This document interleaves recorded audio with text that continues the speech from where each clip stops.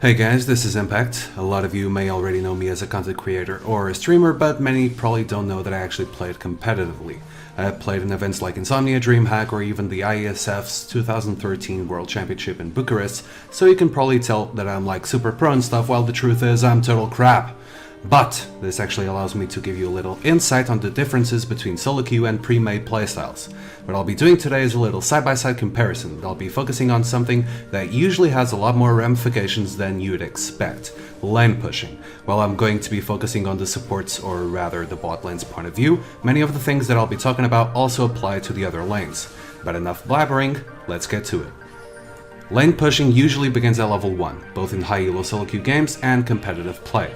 This happens because getting level 2 first will grant you a huge advantage, both in stats and the amount of skills available. Hitting level 2 first can easily result in summoner spells burned or even in kills, so it's definitely the first thing that the dual laners fight for. Now, here comes the funny part. In solo queue, dual laners tend to keep the lane pushed for two main reasons.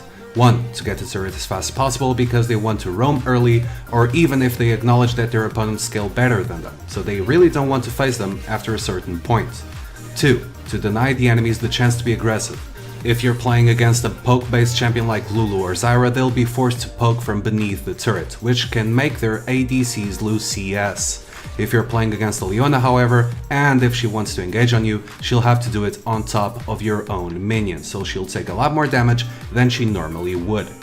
As for competitive or pre-made play, there are a lot more reasons involved. The two reasons I stated earlier still apply, mind you, but there is always a higher purpose to that strategy. 1. By pushing the bot lane, you're applying pressure and the enemy team will have to react. More specifically, the jungler, so you may want to push to relieve pressure for your top laner. If a team has something like a Nasus top or a Kassadin mid that doesn't do so well early on, but gets really strong as time goes on, then picking a bot lane with a lot of push potential can be a good strategy. 2. Making counter jungling easier. If your team picked a Shyvana or something that can counter jungler really well, by pushing the bot lane you're applying pressure and keeping your enemies under their turrets. If by then your Shyvana decides to invade the enemy jungle, your enemy bot lane will have to make a choice. Either lose a lot of CS to the turret and help out, or just stick to the turret. Either way, the duo can follow the rotation and keep the status quo, while making the enemies lose CS. 3. You've got a dive comp. Teams usually start looking for dragons around minute 8. The best way to get the objective safely is to actually kill the dual laners first and then proceed with the number advantage. If you push the bottom lane, your enemies won't even be able to ward the river, in which case your mid laner and jungler will have more freedom to help you out with the dive and Drake afterwards. 4. Roam squads. Say you're pushing and the enemy jungler comes to help out. You're pretty much facing a 2v3 situation bottom. The important thing here is just not to die. If your top, jungler, and mid have good synergy, they can form a gank squad and easily control the top side of the jungle, because it will have number advantage. On the screen right now you have a side-by-side comparison that I prepared for you. On your left side you have your standard solo queue game. You can notice that the bot lane will either keep pushing to deny aggression or just roam. Now, on your right side, you'll see the amount of rotations and champion paths that may result out of that specific strategy. The reason why there is such a huge difference is pretty simple: communication. To actually pull off this kind of strategy, you have to adapt. You have to coordinate plays with your teammates, and that just isn't possible in solo queue, not to the necessary extent. As with every kind of strategy, however, there are always counterplays. In solo queue, the standard way to deal with it is to gank. When a lane is pushing non-stop, ganking is easy, so the jungler and mid laner can easily rotate bottom and alleviate the pressure. A lot of solo queue players wouldn't care though, but you should always do something when your bot lane is being pushed under their own turret. When playing with a team, there are a few things that are usually done. Bear in mind that you may see a lot of this in solo queue as well, especially in high elo, but it doesn't happen as often as it does in pre-made play. 1. Jungler gank through the lane. Even though the laners are overextended, chances are the river will be warded. If you want to get the kill, going through the lane and applying CC on your targets may have better results. 2. Jungler or mid laner pass through a ward so the enemy bot lane backs off.